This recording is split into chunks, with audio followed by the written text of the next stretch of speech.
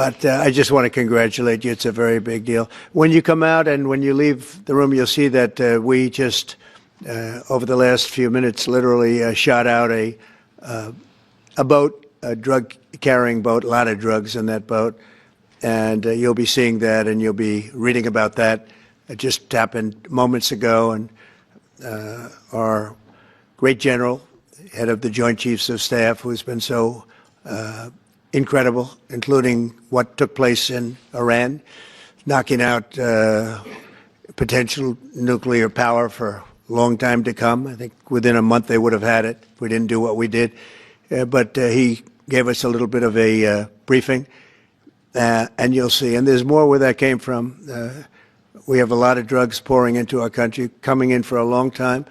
And we just, these came out of Venezuela and coming out very heavily from Venezuela. A lot of things are coming out of Venezuela. So we took it out, and you'll get to see that after this meeting is over. Do you have any questions, please? Mr. President. Yeah, please. Thank you, Mr. President. Senator Tuberville talked about the cost savings associated with this announcement. Can you talk about the strategic benefits by having Space Force Command headquartered in Huntsville? Well, it just works because we have so much else there. And having a central, you could call it a central command, but it really is a command station.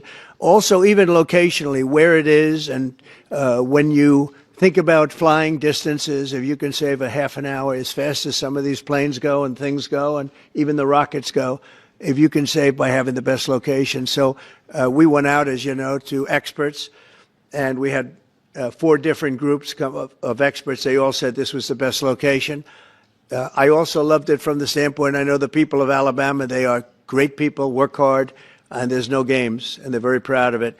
And I would say they fought harder for it than anybody else also. A lot of states, 5 states really wanted it, but they wanted it more. And I kid you not when I say that these people, they spoke to me a lot. That's all they wanted to talk about. They didn't want to talk about the weather. They only wanted to talk about moving to this location, moving to Alabama, Huntsville in particular. So we're honored to do it. They really wanted it badly, and they got it. Peter? President Trump, something completely different, but about a big viral social media trend over the weekend. How did you find out over the weekend that you were dead? You see that? No. People didn't see you for a couple days. 1.3 million user engagements as of Saturday morning about your demise. Really? I didn't see that. You know, I have heard, it's sort of crazy, but last week I did numerous news conferences, all successful. They went very well, like this is going very well. And then I didn't do any for 2 days, and they said, there must be something wrong with him. Biden wouldn't do them for months. You wouldn't see him. And nobody ever said there was ever anything wrong with him, and we know he wasn't in the greatest of shape. No, I heard that. I get reports. Now, you knew I did an interview that lasted for about an hour and a half with somebody, and everybody saw that was on one of your competitors. I did numerous shows and also did a number of truths, long truths, and I think pretty poignant truths. No, I was very active over the weekend. They also knew I went out to visit some people at the club that I own pretty nearby on the Potomac River. And no, I've been very active actually over the weekend. I didn't hear that one. That's pretty serious stuff. I'm glad it's well, it's fake news. You know, it's just it's so fake. That's why the media has so little credibility.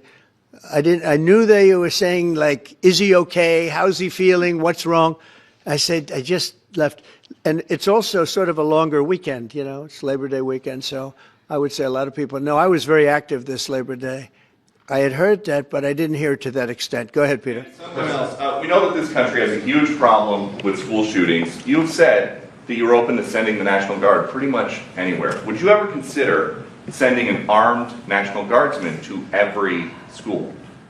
Well, we have a big problem with school shooting, but we also have thousands and thousands of schools that run perfectly. You know, they talk about you can do things construction-wise, and that's really, I think nobody knows more about construction than me. You can build the construction doors. You can build what they call safety doors, where they lock on the outside, the inside, and every place else. Well, but if one of these lunatics happens to get through, then the police can't get in. then they're looking for keys all over the place, and it takes a lot of disadvantages to doing, spending billions and billions of dollars and actually making it safer in some way for some of these lunatics that we're dealing with. But I don't think so. I've thrown out the concept. We have great teachers that love our children. The parents love the children. Teachers love the children too.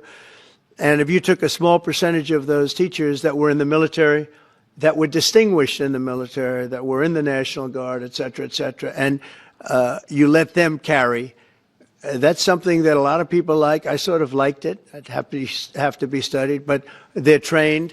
They know about weapons. You can't do it with every teacher because most teachers don't know, but I always thought that would be an alternative.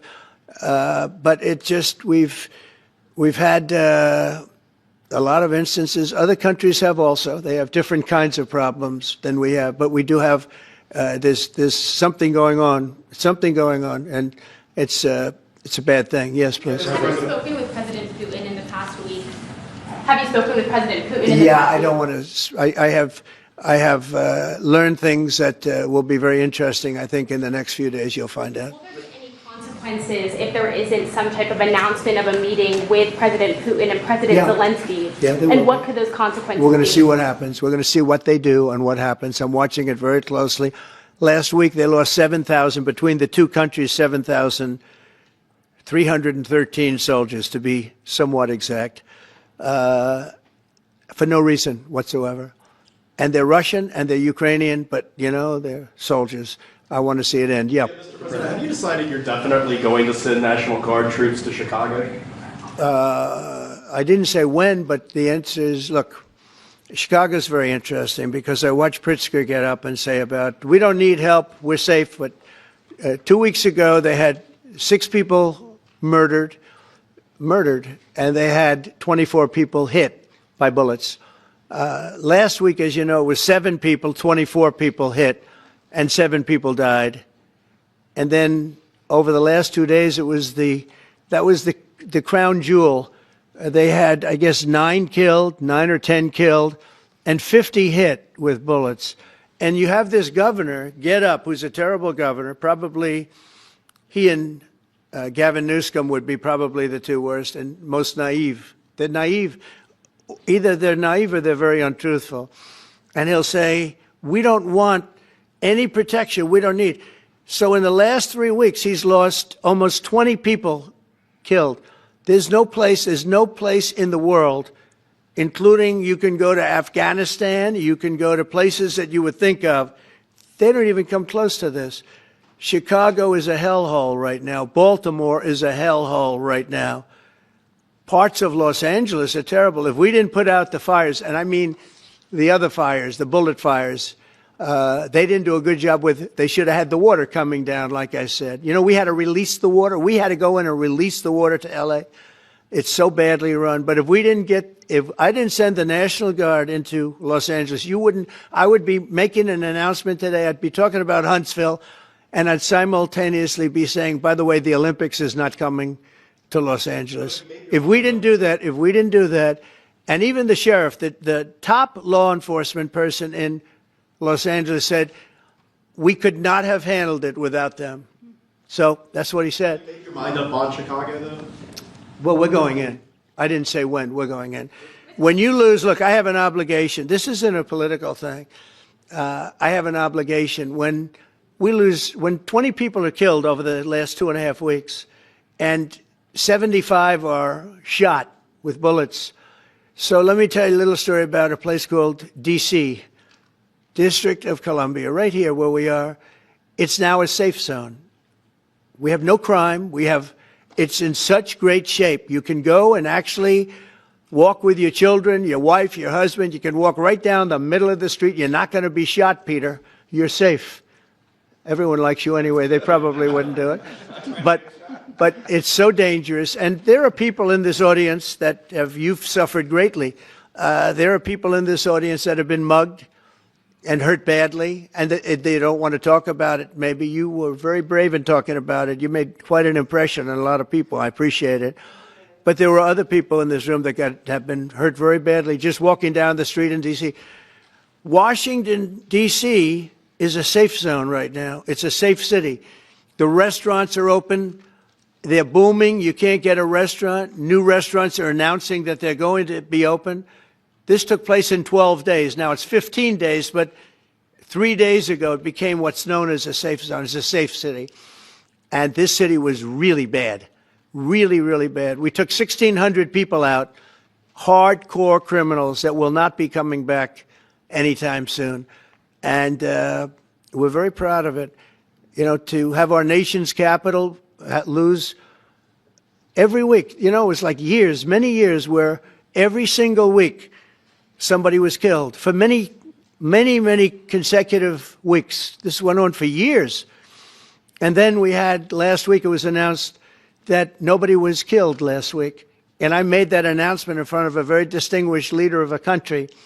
And I'm saying proudly, ladies and gentlemen, nobody was killed in Washington, D.C. this week. He looked at me like, what's that all about? I say, yeah, we have a little bit of a crime problem, and we don't have a crime problem in Washington anymore. And the mayor has been very helpful, and the police commission has been very helpful, and it's been a great team. And I would love to have Governor Pritzker call me. I'd gain respect for him and say, we do have a problem, and we'd love you to send in the troops, because you know what?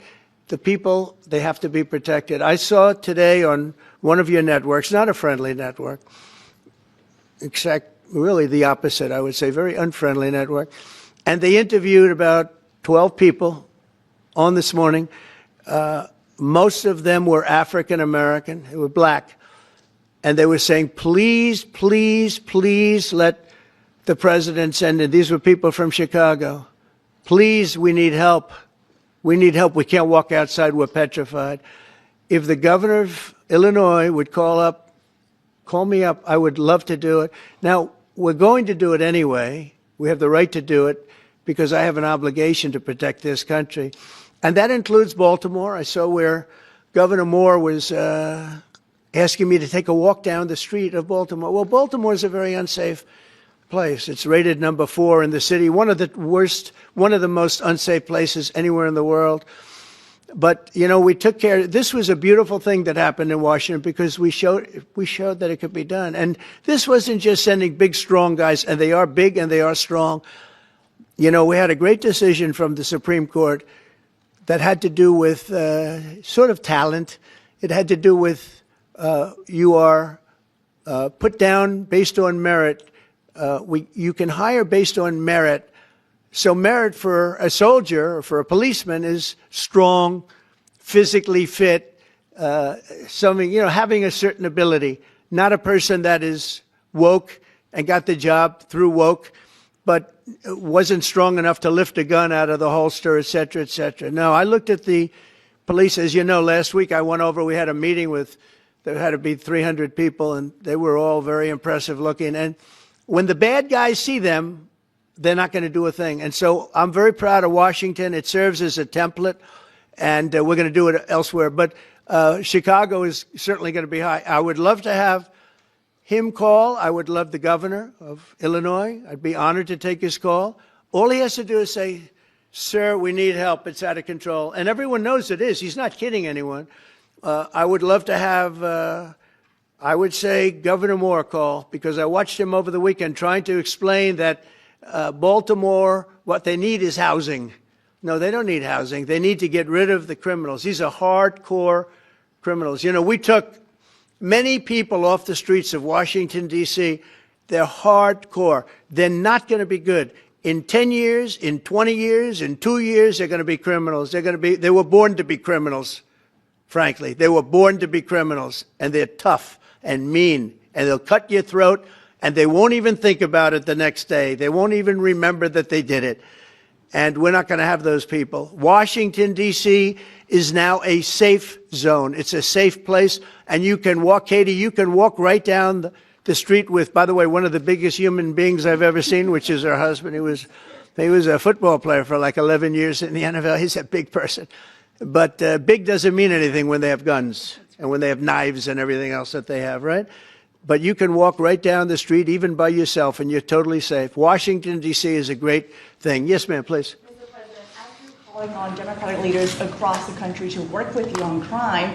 Do you see your efforts here in D.C., including, for example, working with Mayor Bowser here as a model for bringing more bipartisanship in matters not only with crime, but also issues that matter to everyday American people's lives? So Mayor Bowser's been great. She could have taken the thing, oh, well, and then after I clean it up, they'll take credit for it. You know what they do is they take credit. Like, we cleaned up Los Angeles. We did a great job there. And it was overwhelming what was going on. And again, the police chief made a statement that we could not have done, there's no way they could handle it. You saw what was happening out there. It was going to be a disaster. We stopped it cold. If we didn't do that, would have been a very sad day. And you know, remember, we have the Olympics, we have the World Cup, we have all these things coming, and we have 250, all of these things coming. But I watched Newsom get up and say he's doing a great. He's not. We're the ones that did it, and that's okay, whatever it takes. But the main thing is we. But he got up and said we did it. Well, he didn't want us there, and he's going to need us again because it's starting to form again. I see it. It's starting to form again. You know, we have to maintain. It's like maintenance on an airplane. You can buy it, but you have to maintain it. And if you don't maintain it, a good plane becomes very unsafe very quickly. So. It's an honor to do it. It's a lot of presidents wouldn't do what I'm doing. I don't need this heat, but when I watched television last night and I'm watching the news and I see that 9 people were killed in Chicago and 54 were badly wounded with bullets, I say, that's not this country. We have to do something. And I do say this. I say this very much. I'm not speaking to anybody but them right now. I would love to receive calls from governors and mayors saying they need help. We'll help them. We have a lot of people. We have a great force. We have a great military force. You know, Pete will tell you that when I was running for office, and this was a big headline, I think, you know, probably got me a couple of votes, but you couldn't sign people in the military. Nobody wanted to join the military, the Army, Air Force, the Navy, Marines, Space Force, Coast Guard. We never forget Coast Guard because they've done such a great job. Never. But nobody wanted to join any of them. We were way below what we wanted. Every single one. The closest was the Marines, whatever that is. You'll explain that to me. But the closest was the Marines. But every service was way down, way down. And then I got elected, and our country's the hottest country anywhere in the world right now. Everybody's talking about the USA. They're talking about the job that we're doing. Everybody. We have the best economy. We have a very, very important decision being made by the Supreme Court because our country is the richest, the strongest, the most powerful. But if for some reason some liberal court, I'm talking about the court that just ruled, where even an Obama judge voted in favor of us, which I gave him a compliment yesterday, as you know. I said that took great courage. But it's a liberal court, and it's going up to the Supreme Court, who I think have been incredible people. I think they've made very wise decisions. But the tariff question, because without the tariffs, this country is in serious, serious trouble. We've taken in almost $17 trillion of investment is coming in. Most of it is coming because of tariffs. And if for some reason somebody wanted to be politically correct, I actually think it's unpolitically correct. I think politically correct is to approve it, because there's nothing so popular as what's happened to our country. Our country is doing so well. But we had a liberal court gave us a very shocking ruling, and that ruling is basically saying that the trillions of dollars that are pouring into our country, putting us in a position like no country is anywhere in the world, that they'd like to see us that taken away. By the way, a lot of the people behind that lawsuit, that particular, are from foreign countries, I might add. There's a video that is circulating online now of the White House where a window is open to the residents upstairs and somebody is throwing a big bag out the window. Have you seen this? No, that's probably AI generated. So Actually, you can't open the windows. You know why? They're all heavily armored and bulletproof. So that's a fake video? Well, it's got to be, because I know every window up there. The last place I'd be doing it is that, because there's cameras all over the place, right? Including yours. No, but every window, I've never seen a window that's, in fact, my wife was complaining about it the other day. She said, love to have a little fresh air come in, but you can't. They're bulletproof. And number one, they're sealed, and number two, each window weighs about 600 pounds. You have to be pretty strong to open them up. No, that has to be. Where was the window? Let me see.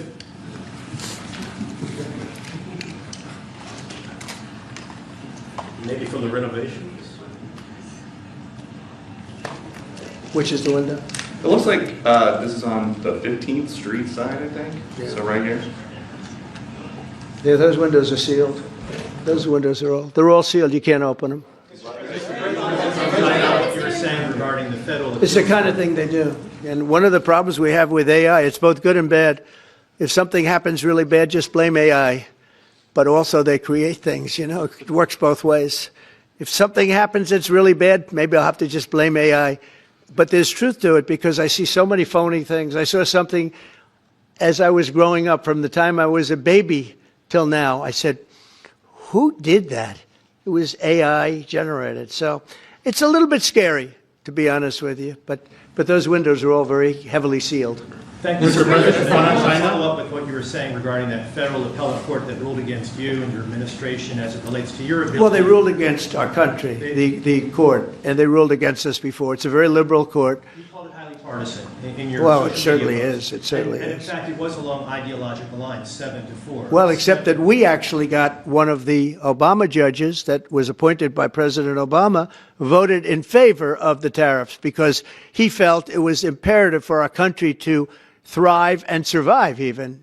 And I gave him credit. I said, you know what? That took a lot of courage for him to do it because you don't see that often. So my question is, I suspect you're going to appeal that all the way to the Supreme Court. Well, we already have, yeah. In fact, we're doing something else. We're going to be going to the Supreme Court, we think, tomorrow because we need an early decision. I mean, look, the financial fabric of our country, we're a rich, incredible country right now. And we're able to, you know, other countries use tariffs on us for years, and we never did. I did a lot during my first term, but then we had COVID and we had to focus on other things. You couldn't be tariffing Italy, Spain, France, as they were dying by the thousands and millions. But we did with China, and China paid us billions and billions of dollars. And I started the process, but then I had to end it a little bit because of COVID. We focused on that. But no, it's a very important decision. And frankly, if they make the wrong decision, it would be a devastation for our country. We've taken in trillions of dollars. And by the way, all these countries signed agreements, as an example. They're all happy. Everybody's happy. But some whack job put in a lawsuit. It went before a very liberal court. And the liberal court ruled, it was 11, they ruled 7-4. With one of the most liberal of them all voting in our favor because they're patriots. I think I give tremendous credit to that judge. And now it's going to the Supreme Court. Now we're going to be asking for early admittance. We're going tomorrow, and we're going to ask for an expedited ruling because, you know, when you look at the stock market's down today, the stock market's down because of that. Because the stock market needs the tariffs. They want the tariffs. If you look at AI, all of those, you know, all of that money that's going to be invested, trillions and trillions of dollars, the biggest thing, bigger than the internet, I suspect. It's the internet plus 3 or 4 other things combined. We are leading very substantially with AI. We're leading because of tariffs. We're leading because of talent, and this is where they'd like to be. But without the tariffs, we wouldn't have a chance because we wouldn't be able to protect those investments of the companies coming in. So if you took away tariffs, we could end up being a third world country. That's how big the ruling. So we're asking for an expedited ruling. As a backstop to that, President, you have a Republican-controlled Congress. You control the House. You control the Senate. Yeah, but we don't have 60 votes. We don't have 60 votes. You don't I'd love to think you do can get that. enough Oh, votes? if we had 60 senators, if we got the 60 votes, we would get them. But we need 60 votes, and we need, you know, a certain number in the House. I think we'd get, I don't know, we have about 5 of them here. Would everybody agree with me on tariffs? Without tariffs, we're a different country. We have taken in so much money. And here's the thing. We signed a deal with Japan. They're paying us hundreds of billions of dollars. We signed a deal with South Korea. We signed a deal with the European Union. We signed a deal with Europe. And those countries are paying us $950 billion, and they're happy about it. They're okay. As one of them said, it's amazing that we got away with it so long. One of my friends, a leader of one of the countries, and they're fine with it. They all signed.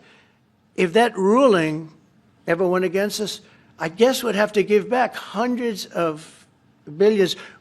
We would have to give trillions and trillions of dollars back to countries that have been ripping us off for the last 35 years.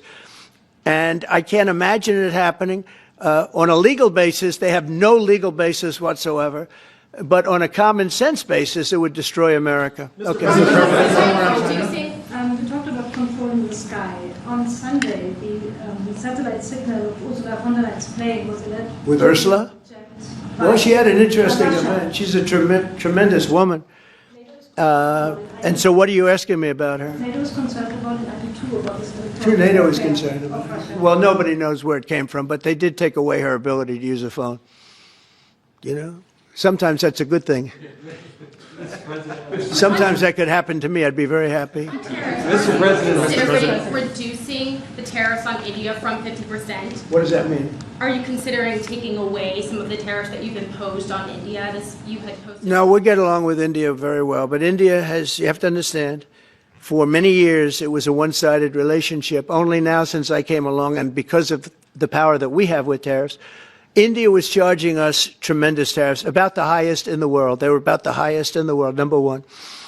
And we therefore weren't doing much business with India, but they were doing business with us because we weren't charging them. Foolishly, we weren't charging them. So they would send in massive, everything they made, they'd send it in, pour it into our country. Therefore, it wouldn't be made here, which is a negative.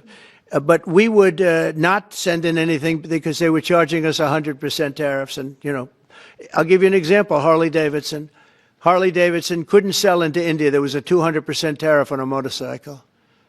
So what happens? Harley Davidson went to India and built a motorcycle plant. And now they don't have to pay tariffs. Same thing as us. So what we're doing is literally thousands of companies are coming into the U.S., car companies, AI, but, more traditionally, car companies. We have so many car company factories under construction or being designed right now. And they're coming from China, they're coming from Mexico, I must tell you, and they're coming from Canada. A lot of them coming from Canada. But they're coming into our country because they want to build here. And they want to build here for two reasons. Number one, they'd like to be here. And number two, the tariffs are protecting them. And number three, they want to avoid paying tariffs. When they build their cars here, they don't have any tariffs to pay. When you build here, you don't have any tariffs. Mr. President, Go ahead, in light of the Minnesota shooting last week, the Department of Homeland Security is now awarding more than $100 million to hundreds of faith organizations across the country to help them ramp up security.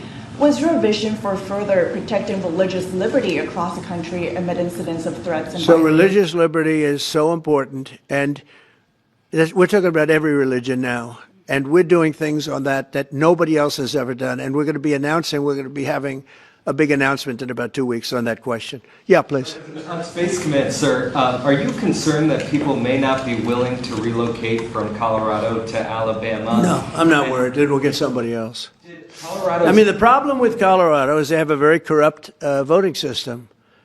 Look, I have so many friends in Colorado. Anytime you have mail-in voting, you have corrupt elections. Very simple.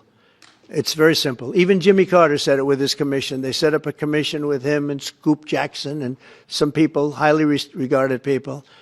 And they said the finding was, if you have mail-in voting, you will have corrupt elections. Well, your radical left governor decided that he was going to have all mail-in voting in Colorado.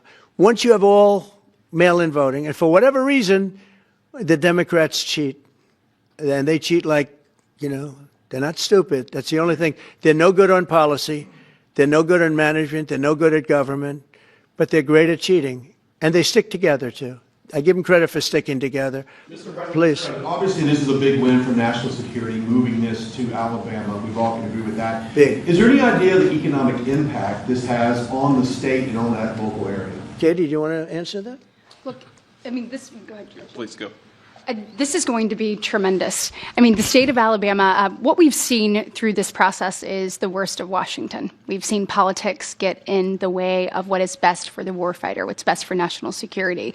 And the state of Alabama is about to show the country the best among us. So we know the economic impact is going to be tremendous. There at Redstone Arsenal, we're proud to house everything from the FBI to headquarters there for material command to a number of things. We obviously have NASA with Marshall Space Flight Center, and so this naturally fits within. When you look at the decision matrix that they placed in front of us, that's why we ranked so high, is because we have the resources necessary and the ability to build out quickly to meet the needs in front of us. As far as economic impact, it would be tremendous. Does anybody have an exact number? 1,600 jobs. 3,000 spin-off. With 3,000 spinoff. Look at this. This is teamwork right here. So we are really proud, and the people of Alabama are ready to get to work. And I've got a housing question, if you could, just for a second, Mr. Yeah, President. please. Owning a home and going about the American dream seems like it's out of touch for a lot of Americans. Just Yeah. recently, you pushed out a statement about addressing an emergency housing situation. That's right, we're thinking about doing that. Yeah, can you just... Well, we need a little help from the Fed. We have a man named Jerome Too Late Powell. You probably heard of him. He's too late. He's way too late. And the economy is so strong that it's pushing through that. Normally it would have been much tougher, but we're doing so well that we're pushing through it. But it makes it very hard for people to get mortgages because too late is too late. Very simple. He's too late. And probably political, whatever. He wasn't too late before the election. Before the election, he was cutting rates, right? Because he was hoping that, I guess, Biden would get in or that Kamala would. He was a big Biden guy. Explain that one. And then he was a Kamala person. But he was hoping, I guess, she'd win, I guess. I don't know. It didn't work out too well. But, yeah, we need a very serious cut. You know, I think that if you look back many decades ago, the United States was always the lowest, even if they were doing badly. The United States was, because without the United States, everything in the world would die. It's true. It's so powerful. It's so big. And I made it really big in the first 4 years. Then it started to degenerate with what this Biden administration did. But we've built it up to a level that I never thought we could be at this quickly. We're the hottest, we're the best financially. The money coming in is so big because of tariffs and other things, but because of tariffs. Tariff gets us even those other things. Plus, it gets us great negotiators. I settled 7 wars, and numerous of those wars were because of trade, and numerous of the trade deals that I made were because of tariffs. It gives you a great negotiating ability. If that ability were taken away from us by a liberal court acting on a... During a press session in the Oval Office, President Trump addressed several key issues ranging from military operations to domestic concerns. He began by congratulating the military for their recent success in intercepting a drug-carrying boat coming from Venezuela. Trump emphasized the ongoing issue of drugs pouring into the U.S. from Venezuela, describing the operation as a significant victory in the fight against this long-standing problem. He also praised the Joint Chiefs of Staff for their contributions to national security, highlighting their role in disrupting Iran's nuclear ambitions. Reflecting on the recent decision to relocate the Space Force Command to Huntsville, Alabama, Trump expressed satisfaction with the location choice, citing its strategic advantages. He noted that experts had confirmed it as the best site, and he praised the local community for their strong lobbying efforts. Trump was then asked about a viral social media rumor that claimed he had died. He dismissed the speculation, calling it fake news, and pointed out that despite not being in the public eye for a couple of days, he had been very active over the weekend, including conducting interviews and engaging with the public. Turning to the issue of school shootings, Trump acknowledged the problem but expressed skepticism about spending billions on building modifications. Instead, he suggested that some teachers with military backgrounds could be armed, which he said would be a more practical solution. On international matters, he shared that he had been closely monitoring the situation between Russia and Ukraine, especially the heavy losses on both sides. Trump expressed a desire for the conflict to end but did not commit to a specific course of action, stating that further developments would guide his response. Regarding crime in Chicago, Trump criticized the local leadership, particularly Illinois Governor J.B. Pritzker, for not seeking federal help despite the rising murder rates. He drew a comparison to Washington, D.C., where federal intervention had reportedly helped reduce crime, claiming that similar action would be taken in Chicago soon. Trump also addressed the economic significance of tariffs, defending their role in strengthening the U.S. economy. He warned of potential damage if a recent court ruling against tariffs were upheld and pledged to appeal the case to the Supreme Court. He argued that tariffs had led to trillions of dollars in investment and were crucial for national economic security. In a lighter moment, Trump discussed the impact of artificial intelligence, particularly highlighting how it was used to create a fake video of someone allegedly throwing a bag out of a White House window. He warned of the dangers AI poses, noting that it could both deceive and manipulate. Further, Trump touched on several other topics, including religious liberty funding, India trade relations, and plans to beautify Washington, D.C. He also reaffirmed his stance on tariffs, stating that they were crucial to bringing jobs back to the U.S. and ensuring economic strength.